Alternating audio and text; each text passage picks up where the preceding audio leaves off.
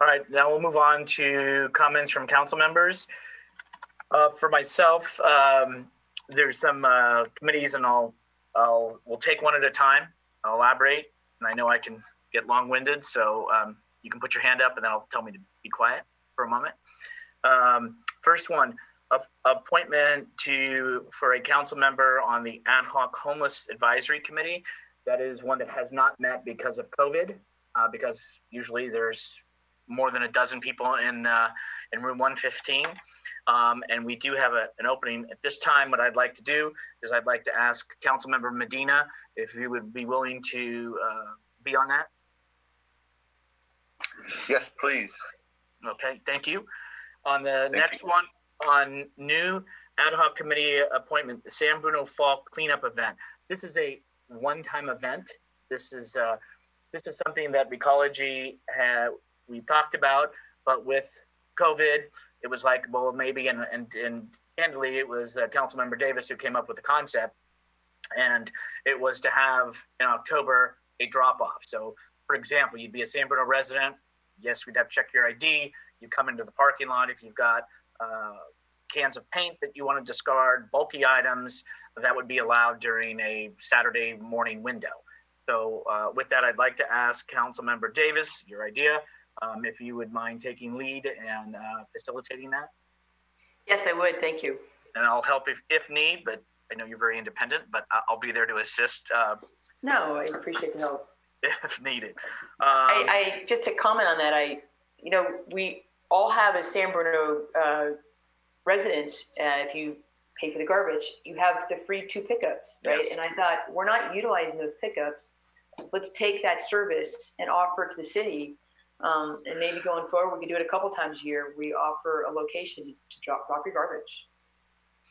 And like I said, Recology is willing, even with COVID, maybe they were thinking of doing barbecue, hot dogs and stuff. That's probably not going to happen that way, but it can be modified to where it's safe for folks. So, but with all as we all know with COVID, there's just a lot more stuff that we're accumulating and that seems to be dropped off. So hopefully this helps. Next one is discuss Mayor's proposal for San Bruno Park Committee that came up from our last meeting, and that was to try to, hearing from the colleagues, establish something that looks broader based. And then City Clerk, can you share the document? I know the council got it late, but it was to do that, to broaden that, also to work together so that when we have the November San Bruno Stands United Against Hate campaign, it can be collaborated as well, and also plan for that, to increase that for this year. And I was like to ask Councilmember Mason and Vice Mayor Salazar if they'd be willing to serve on that. And if that is something that the council wants to proceed with, then thoughts are to have some representatives from the high school, the San Bruno Park School District, business community, general community, and that is not just limited. So it could be a counselor, it could be a student, a cappuccino from the leadership class, it could be some clergy, it could be that type of stuff that's more collaborative, and then work toward that. And then also the Stand Against Hate campaign, so that we can encompass it with the youth and the community. Any thoughts or comments on that to my colleagues?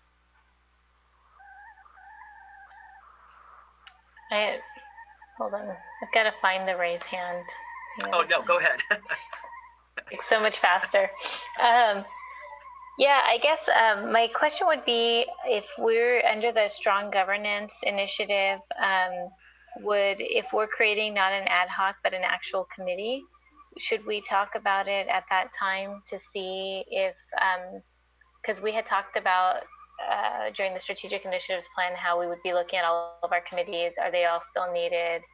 If there are new committees, because Councilmember Medina has brought up the idea of a development committee, a San Bruno Cable Committee, and then determining at that time whether we're going to add committees, take away committees. And then in this particular area, we talked at length, I think at the last meeting, around the resolution, which kind of gave rise to this idea. But I don't know that I don't know that it's its own committee, or that if there's an issue, let's say with equity in hiring or inequity with the police, are there existing committees that that would already fit into? And without the data, I don't know, right? Because we don't have any data on it yet. So I guess my whole point is just, do we want to create a new committee when we're already going to be looking at our committee structure as it is, as part of the strong governance? So I'm not opposed to it. I just am throwing that out there. No. Thank you for the question. This is I would say an ad hoc committee, because not only are we just doing on this element that we discussed, and I think all of us were kind of looking toward, hey, let's broaden it, but also I thought it could coordinate into planning for November's event as well, so that what is learned from the gathering and what we can incorporate in November with the campaign, the San Bruno Stands United Against Hate campaign, they could do both. And then as far as the governance, like some of the colleagues have said about just the re-examination, I would think would be a separate one, or would be done as a collective. Okay, thank you. Thank you. Any other questions, comments? Councilmember Medina. Yeah, I just wanted to thank you, Mr. Mayor, for I think you captured most of it. Anything that that we have an outreach to our community for their input, I think that especially in this case is something that's valuable. So thank you for this. You're welcome, but I'm going to say thank you to everybody, because I think it was kind of a collective coming up with this as well. Okay, with that, we're going to move on to discussion of potential safe storage of firearm ordinance. I know that Councilmember Medina and I have had communication with Kelly, and this is in regards to the concern of unintentional child deaths from unsecured firearms. And that is something that obviously we've had a transition with the police chiefs. So it needed to get the new chief to review and go over it. And this is still something there, but obviously COVID kind of got a little bit off track. But I wanted to see if the council wishes to even have the city attorney and the PD work on a potential ordinance to bring back for discussion and or action in regards to potential safe storage of firearms.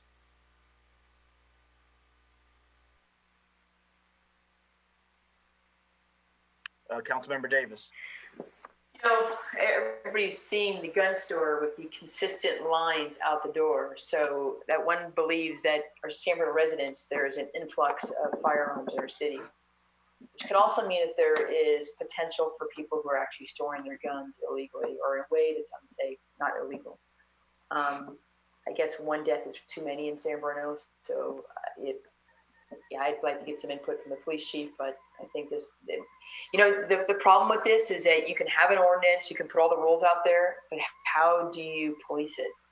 We're not going in each other's homes. So, is it really a campaign that gets the message out about safe storage? Is that the best solution? I don't know. I don't know what the solution is, but I do think that people don't store it safely. I would assume that that's good. Not consistent across, but people don't.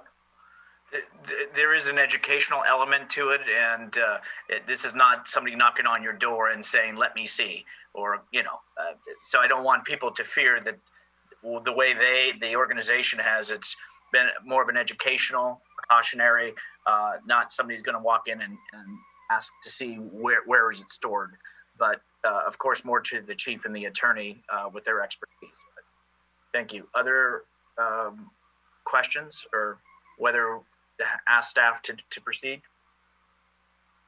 Is it through the mayor?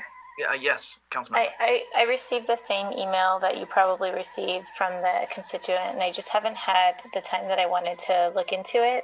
But I just remember, because a couple years ago I had to do a research assignment. I believe there's already a firearm safety requirement when you purchase a gun.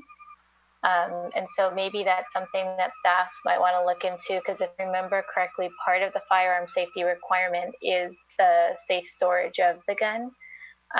So if it's already required, then, it might be something that we just want to have some educational material on, because it's already required. But I'm not, same thing, I'm not opposed to it, but it may already be a requirement, and I believe it actually is a requirement. It would be on the Department of Justice's website, if I remember correctly. So thank you. Okay, and maybe, Councilman, with your question, I don't see any other hands up right now. Chief Johansen, oh, I apologize. Now I see the Vice Mayor. But if it's okay with the Vice Mayor, if I go to Chief Johansen on that? Sure. Yeah, I'm no expert in what a new ordinance might look like, but my understanding of this is, first of all, to Councilmember Mason's point, yes, there are already legal requirements regarding the safe storage of firearms in the home and anywhere else. However, most of those, in order for there to be enforcement, it requires that there be a terribly unfortunate incident where someone is actually hurt with that firearm before there's any kind of enforcement. The theory, I think, behind this particular idea is to make it criminal to improperly store a firearm and make it prosecutable even if there is not someone injured by the improper storage of that firearm.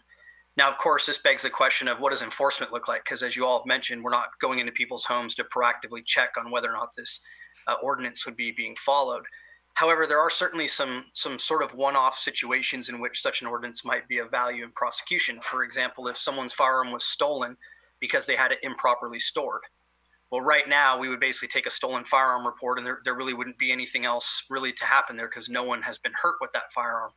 But the fact that that firearm is now potentially on the street and in the hands of someone that we don't want it in the hands of is probably the result of it being improperly stored. So just to give you one example of what maybe could look a little bit different with this type of ordinance, and I'm basing that on the same email that you guys are talking about here that I have seen and read through. Thank you, Chief. Vice Mayor Salazar. I just wanted to echo some of the same comments that were made, really, that it would be very hard to enforce something like that. And I think the Chief's comments did shed a little light on some of the potential benefits of having that. I know that when we got those emails, a couple other cities here in the county were looking at doing something similar. So it would be interesting to follow up and see if they've implemented anything. Maybe even prior to spending a lot of time in developing our own ordinance. Definitely the safety factor is huge, especially I think it was Councilmember Davis who mentioned all of the recent activity at our local gun store.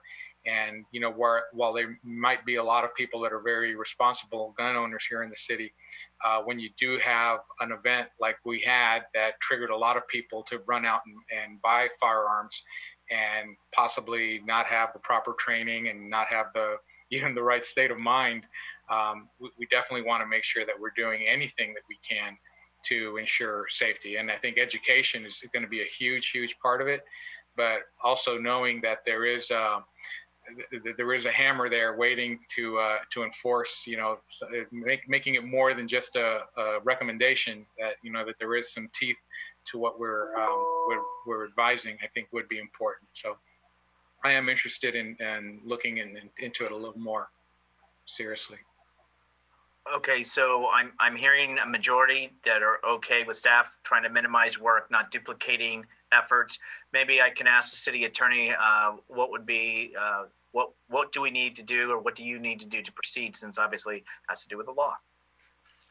Thank you, Mr. Mayor, members of the City Council. So it so happens that the next section of the municipal code that I was planning to bring forward is Title VI, and we're already spending a good deal of time on that, and we'll be spending some time on that in the fall and late fall. So this particular type of ordinance would fit well within that section of the municipal code. There's already a section on firearms in there, so I don't think it would require substantial additional work to bring back as part of that report some information on it and proposed ordinance language for the City Council's consideration.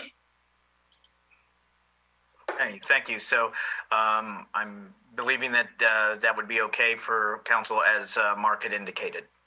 Looking into Chapter 6, wrapping it together, and as Vice Mayor said, not duplicating, not recreating. Okay, item B, Councilmember, and thank you for your patience. Oh, Chair. Yeah, yes, Councilmember Davis. Oh, sorry, I just had one more comment. Is there, is the San Bruno Crime Prevention Committee maybe a group that can actually get the message out on gun safety? So in addition to that, getting the message out and the right message, and they can do something annually. Just thought. Certainly let the chief come back since they have liaison on there, but good point. Thank you. Item B, Councilmember Linda Mason. Discuss Measure K funds required and needed. Councilmember. Yes. So I think it's been pretty clear from the county calls that we're on that Measure K funds are largely being utilized now with COVID, with the COVID emergency. And so my understanding from what I'm hearing is that there is going to be very little left for cities. The city of San Bruno has paid into Measure K since 2012, before it was called Measure K, and then it was changed in 2016. But we really, I don't believe we've gotten much of what we've put into it. At one point, I know Councilmember Medina and Mayor Medina requested some funds for the park, and I think that's great. And then there were some funds that were acquired for Life Moves, I believe in the amount of $117,000. But as a council, we really haven't coordinated to make an ask. There's not enough money, unfortunately, at this time to make a big ask. So my request, and I should have checked with City Attorney Zaffarano, but my request would be to have the council support staff to look into how much it would cost to finish up the Posey Park fountain, to finally clean it up and fix it. I don't believe it would be a huge cost or a huge ask, and bring that back and hopefully make a formal ask of Measure K. Just another low-hanging fruit that we have not had the money or the staff time to fix. And I do believe that, now's the time. I think we have to ask for it. There's really going to be no money left soon. My understanding from speaking with our county representatives is that there really will be very little money if we don't ask for the little that there is now soon. So, that's my ask. Through the chair. I think you're muted, Mr. Mayor. Yeah, it wouldn't unmute me. Smart computer. Vice Mayor Salazar. I just wanted to share some thoughts on Measure A and Measure K and how it was put to the voters we really do get a lot of benefit that's not immediately apparent, because those funds go to fund the county hospital, which is a benefit to us. It houses, it funds the county Department of Housing, which we don't have too many housing projects in San Bruno, but the money largely goes to there. A huge portion of it went to build the Regional Operations Center, which we do benefit from. All of the county calls and all of the activities that have been happening since COVID have been housed and centralized in that one building, which I believe it ate up probably, I would say, half of all of the money that's been raised so far. So there really hasn't been a lot of Measure K money that has gone directly to cities, and every supervisor is allocated some amount of discretionary money, starting I think with the third year of that tax coming in. And so there have been some small allotments that have been given to cities. And so I think it's a good idea to identify some projects where we could put some structure around it. They probably would have to be what the city manager sometimes refers to as shovel ready. So something that we're ready to move on and, we could make use of quickly. But if we can identify some of those and there are some dollars left out there, then it would be good for us to come together as a council and prioritize some of those where we want to seek alternate sources of funding. So just wanted to share that. So I just do want to say I did speak with the city manager. This would probably be the most shovel-ready project we have next to Florida Park, which would have been my first choice actually. But Florida Park, the city's already working on a grant for Florida Park, and we don't want to take away from that grant. So that's why this is the one that I'm bringing forth tonight. Yeah, and actually I hadn't heard anybody bring up the fountain in a while. It just kind of got forgotten once they shut the water off. So, Councilmember Medina. Yes, there was some discussion, and nothing came out of it to look at taking that water feature and getting rid of it with our previous city manager. To put more of some plantings there instead of having the water feature, because there were some unknowns of the quality of the workmanship on the system, and perhaps putting in some drought tolerant plants would be more as an example to the community of what can be done with drought tolerant plants. I love the idea that we should be thinking about this, and I perhaps when we talk to our city manager, or that we could come up with some options and figuring out how much of an ask is available, so we can be a little more focused. I like the idea of going and getting some of those funds. I just want to be a little bit more what the options of being able to use those funds for. But that is one of many that could be used to beautify the entryway to our downtown. Any other comments from colleagues? Councilmember Davis. So can't Measure K funds be used for other things such as maintaining police services, fire services, even library, keeping programs open for teens or children? So are there They can. funds that we can use toward that? And I mean, especially now with COVID, cleaning up that homeless encampment. I mean, aren't those things that we can actually put requests in for Measure K fund?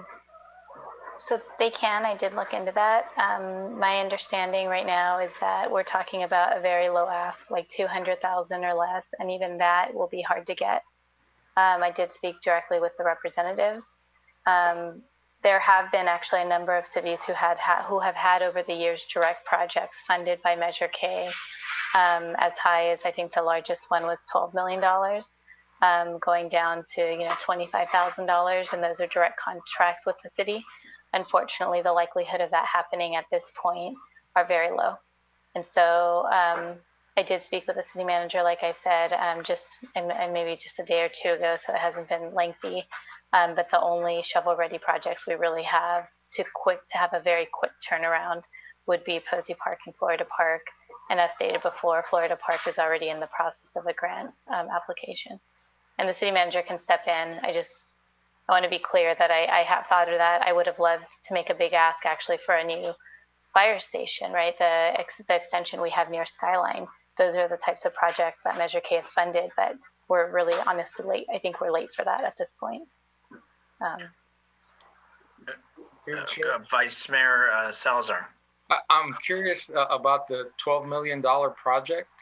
Which project was that, and what city received that funding? So Half Moon Bay received $12 million for their new library, and $6 million was a loan, and then another $6 million was some kind of, I believe, funding that they had from the city. The total cost of that library was $24 million, and that was at the early onset phase of Measure K and Measure A.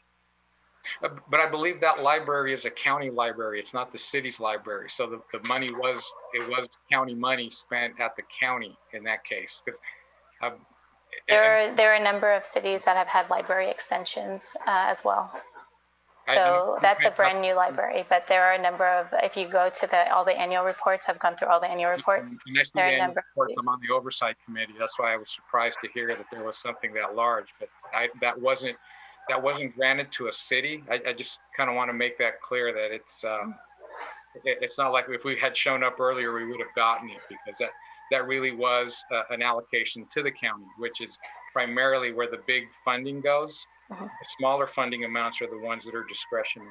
So I just want to make sure that we're not shooting too high, because I don't think that's really what the what Measure K is intended to do. Councilmember Medina.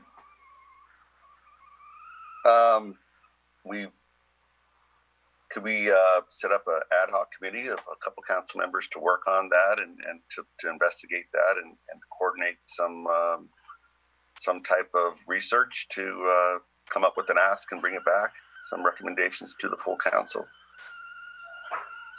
City manager, let me ask you, because I know Councilmember Mason had asked about the quote shovel ready, what's ready to go. So we're not doing more work, but as we handed it off to Mark on the last one, why don't I hand it off to you on this one? Sure. Mayor and City Council, I think the best approach would be for staff to put together a number of options and bring them back to the full City Council. The work that really needs to be done to identify the dollar amount of an ask and what work needs to be done is really sort of detailed work between building staff and potentially even talking to a few contractors to get quotes. With regard to shovel-ready projects, one of the biggest challenges, and I know the council knows this, is that we really haven't had significant funds to invest in our infrastructure or to do significant capital planning. And so as far as shovel-ready projects out there, like Councilmember Mason said, there's Florida Park, and there was work done on Pulte Park. That work needs to be looked at again in light of current construction costs. And there were a number of challenges with all of the ideas that were tossed about for reusing that fountain due to likely construction defects. And so we really would need to look into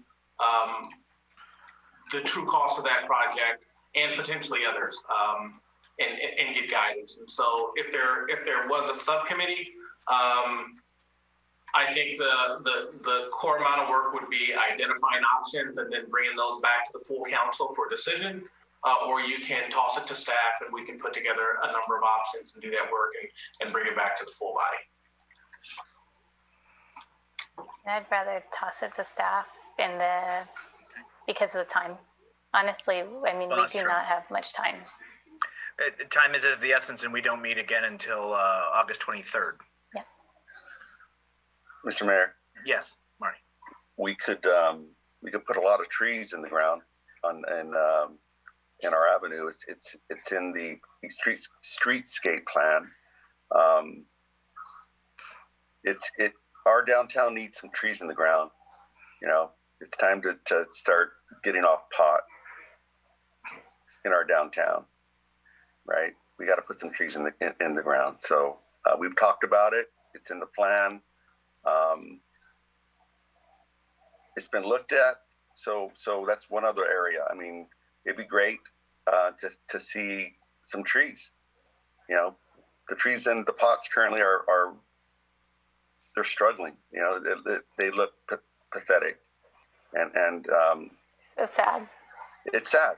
So let's right there. Let's put some trees in the ground. You know, shovel ready. Yeah, we got to break concrete, but let's put them in the ground. Okay. So kind of hearing with the time element that we're under, staff will have it go to you, and then you can bring it back. We all in concurrence, council? Yes. I'm seeing all heads. Okay. Yes. Thank you. All right. So obviously we're still under comments from council members. So any final comments from council?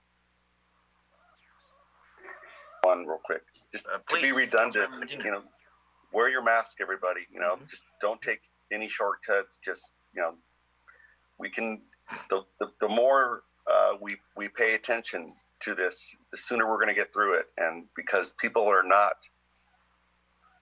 using common sense and science, it's continuing to spread. So, you know, get out there, be safe, wash your hands, all that good stuff. We know the drill already. So that I'll leave it with that. Thank you. Thank you. Any other comments from council? Not seeing any. We're going to go ahead and then move to adjournment. The next regular city council meeting will be held on August 25th. I was incorrect. It's 25th, 2020 at 7 o'clock. Again, August 11th, due to our normal process, is canceled. We will see everybody on the 25th. Everybody have a good night. Be safe. And again, as was stated, social distance, wear your mask, wash your hands. Have a good night, all. Thank you, guys.